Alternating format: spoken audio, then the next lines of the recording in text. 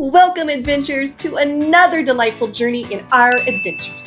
Today, get ready to spread your wings and soar into the heartwarming tale of unity and compassion and the power of teamwork. Before we embark on our adventure, I have a question for you, my dear viewers. Have you ever experienced the magic of coming together as a team to help someone in need? If so, I'd love to hear about your experiences on Facebook and Instagram, linked below. Now, let's flutter into this charming tale together and discover the valuable moral lesson hidden within the pages of Rosalie, the bird market turtle. Miss Meggy's Reading Adventure. Rosalie, the Bird Market Turtle by Winifred and Cecil LaBelle. In the beautiful old city of Paris, which is the capital of France, live Mr. Bonaparte and his two friends, Rosalie and Gaston. Rosalie is a turtle. She is very tame. When you stroke her under her turtle chin, she blinks her eyes and makes small, gentle sounds of pleasure. Gaston is a talking bird. He is black as a crow and very clever. He can speak almost as well as you and I, but he has a great, hoarse, croaking voice. Mr. Bonaparte is a bird seller. Every Sunday morning, he takes his songbirds in their little wooden cages and loads them into his bicycle truck. He puts Rosalie in her special basket, then Gaston flies up onto his shoulder and off they ride to the big bird market in the center of Paris. The Paris bird market is a wonderful place. On Sundays, all the bird sellers of Paris come here to sell their birds. Here, too, come the people who sell bird cages and bird food. There is also an ice cream wagon, and when strawberries in season, you will see the strawberry lady's cart piled high with delicious red strawberries. When Mr. Bonaparte arrives at the bird market, he arranges his cages in long, straight rows on top of his stand. Oh, what wonderful sounds you can hear at Mr. Bonaparte's stand. He takes Rosalie out of her basket and puts her gently down on top of the cages. This is what Gaston has been waiting for. He flies straight onto Rosalie's back, flaps his wings, and in his great croaking voice, he begins to call out, "Rosalie! Rosalie! Here's Rosalie!" "Oh, that Gaston," says Mr. Bonaparte.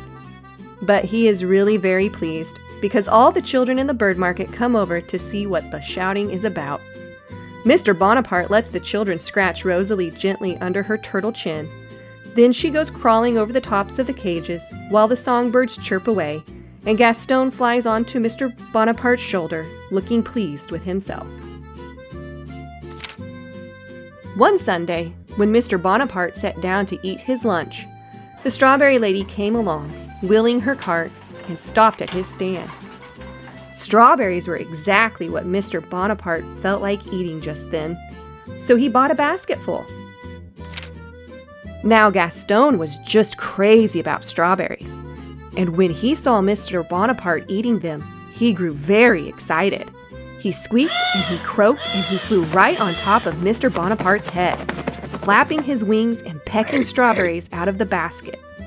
Mr. Bonaparte was so busy with Gaston, and Gaston was so busy gobbling strawberries, that both of them forgot all about Rosalie, who was also crazy about strawberries.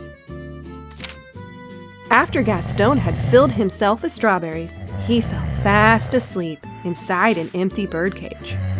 And since Mr. Bonaparte was also a little sleepy after his lunch, he took a nap in his chair. Just then, two little girls came up to Mr. Bonaparte's stand to see Rosalie. They looked on the top row of the cages. No Rosalie. They looked on the bottom row of the cages. No Rosalie. They looked all around the stand. Still, no Rosalie. Then they called out, Where is Rosalie? Where is Rosalie? Mr. Bonaparte, we can't find Rosalie. At that, both Mr. Bonaparte and Gaston opened their eyes with a start. Gaston flew to the front of the stand, and Mr. Bonaparte came rushing after him. They looked in the parrot cages. They looked in the canary cages, in the bicycle truck, and even in the lunch basket. But Rosalie was not there. Then Mr. Bonaparte went all over the bird market. He searched high and low. He asked this person and that person, but no one had seen Rosalie. All the while, Gaston was flying round and round, Mr. Bonaparte's head screaming out, Where is Rosalie? Where is Rosalie? The children came running to join in the church, but Rosalie was nowhere to be found. Mr. Bonaparte grew sadder and sadder. The children grew quieter and quieter. Even the birds stopped singing. And Gaston was so unhappy he couldn't manage to make even a single squeak. Then one of the children said, Maybe Gaston can find her.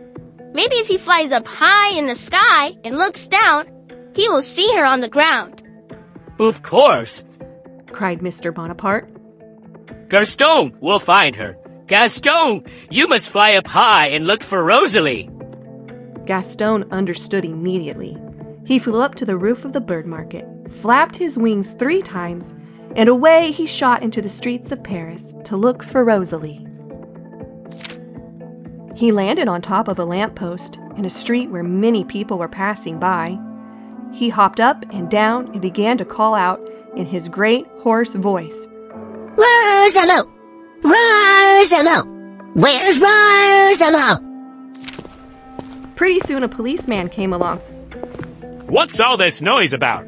He asked, swinging his stick. Just move along there now. Move along. What's this about Rosalie? There's no Rosalie here. Gaston couldn't tell the policeman about Rosalie, so he flew off.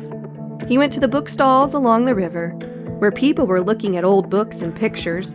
Gaston flapped his wings and called out, Rosalie! Where's Rosalie? Oh, said the bookstall man. that must be Rosalie of the bird market. Mr. Bonaparte's Rosalie. She must be lost if Gaston is searching for her. But no one at the bookstalls had seen Rosalie. Then Gaston flew down to the very edge of the river, where the Sunday fishermen were sitting quietly with their fishing lines in the water. He landed on the branch of a tree, and in his croaking voice, he called out again, Rosalie! Where's Rosalie? The fishermen were annoyed. Shh! They said in a loud whisper, Quiet, please. You're frightening away the fish. There's no Rosalie here. So Gaston flew along the river until he saw Mr. Cluny, the artist. Gaston landed right on Mr. Cluny's easel, almost spoiling his painting. But Mr. Cluny was an old friend of Mr. Bonaparte's, and he was not annoyed, only surprised. Why, Gaston? He said, What is the trouble? Why are you not with Mr. Bonaparte at the bird market? Gaston flapped his wings and squeaked, Rosalie! Rosalie! Where's Rosalie? Oh, said Mr. Cluny. she is lost, eh? And you are looking for her. Come, I will help you look. We will go to the cafe and ask if anyone has seen her. So Mr. Cluny packed up his paints and went off with Gaston to the cafe. Henry the waiter was standing under the awning. Henry, Said Mr. Cluny. do you know Rosalie? What a question. Said Henry. Everybody knows Rosalie. She is the bird market turtle. The turtle of Mr. Bonaparte. Exactly. Said Mr. Cluny. And she is lost. Gaston has been looking for her everywhere. What a shame. Said Henry. But I have not seen her anywhere. Then let us sit down and think where she might have gone. Said Mr. Cluny. So he sat down and began to think.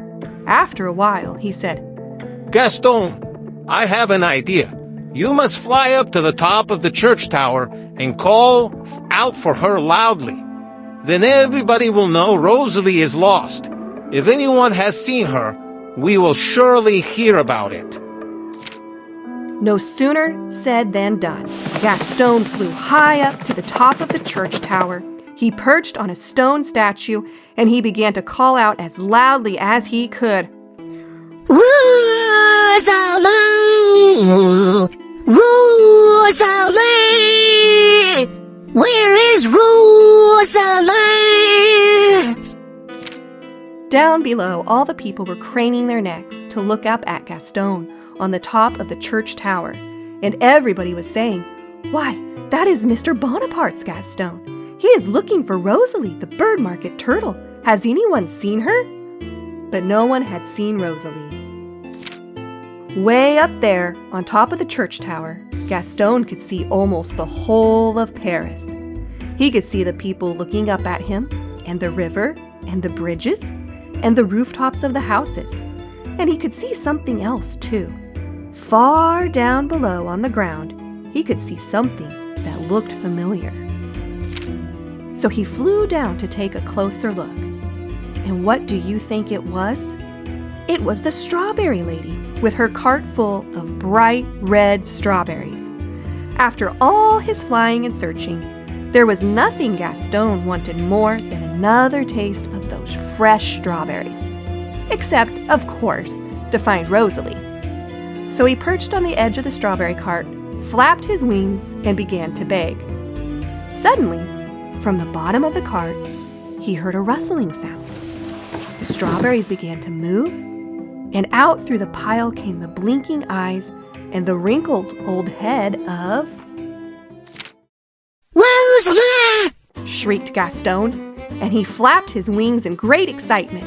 Rosalie! He cried, Here's Rosalie!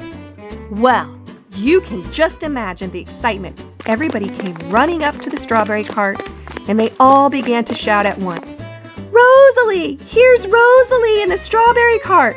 Rosalie is found! There was so much shouting that you could hear it all the way over in the bird market. Soon Mr. Bonaparte came puffing up, and there was Gaston standing proudly on Rosalie's back. Then, of course, everybody understood where Rosalie had been all this time. She had tumbled into the strawberry cart at lunchtime, and the strawberry lady had never even known she was there. Mr. Bonaparte was so happy to find Rosalie that he invited everybody to a party in the bird market. Mr. Bonaparte treated the children to strawberries and ice cream. There was music, the guests danced, the birds sang beautifully, and everybody had a marvelous time. But Rosalie and Gaston were so tired after their adventures, and they were both so stuffed with strawberries, that they fell fast asleep on top of the bird cages. And that, dear adventurers, concludes our wonderful reading of Rosalie, the bird market turtle. Wasn't that a delightful adventure? But before we bid farewell, let's take a moment to reflect on the beautiful lesson we've learned from Rosalie's journey. In this heartwarming tale, we witness how the characters come together, putting aside their differences and working as a team to find Rosalie, the lost turtle. What we can learn from the compassionate actions of our characters, my young adventurers. It's a powerful reminder that when we unite, work together towards a common goal, we can achieve remarkable things and make a positive difference in someone's life. So let's spread our wings, extend a helping hand to those in need, and remember the incredible impact we can have when we join forces with kindness and unity. As we come to the end of another heartwarming adventure, like the video and subscribe if you want to stay up to date on all our reading adventures. Also, I love hearing from you, and you can send me messages on Facebook or Instagram through the links in the description below. Until next time, happy reading. May your adventures be filled with valuable lessons and endless wonders. See you at our next adventure.